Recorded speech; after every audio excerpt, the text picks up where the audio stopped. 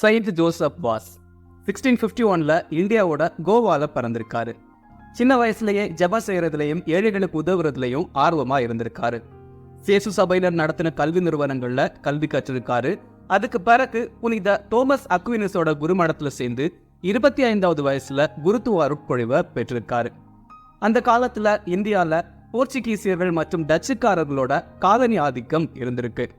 போர்ச்சுகீசியர்கள் கத்தோலிக்க விசுவாசத்தை பரப்பியிருக்காங்க, டச்சுக்காரர்கள் கால்வினிசத்தை பரப்பியிருக்காங்க. இதனால ரெண்டு பேருக்கும் இடையில சண்டை வந்திருக்கு.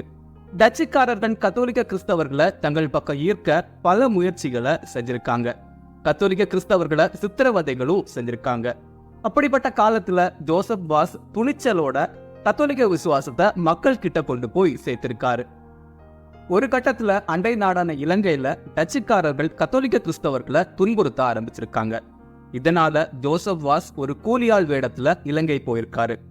யாழ்ப்பாணத்துக்கு அருகில உள்ள சீத்தழையில 3 வருஷம் மறைப்பணி ஆற்றியிருக்காரு. அதுக்கு பிறகு கண்டிக்கு போயிருக்காரு. கண்டியில மறைப்பணி ஆற்றியிருக்காரு. ஒரு தடவை ஜோசப் வாஸ உள்ளவாளின்னு நினைச்சு சிறையில் அடைச்சு சித்திரவதை செஞ்சிருக்காங்க. இவரோட வந்த 7 பேரை தூக்குலேட்டு கொலை செஞ்சிருக்காங்க.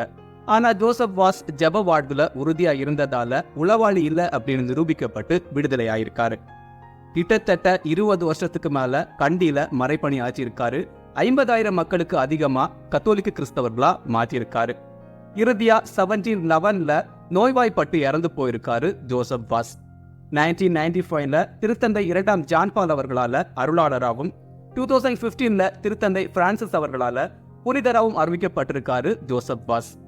January 60 சையத் ஜோசப் வாஸோட ஃபீஸ்ட் டே.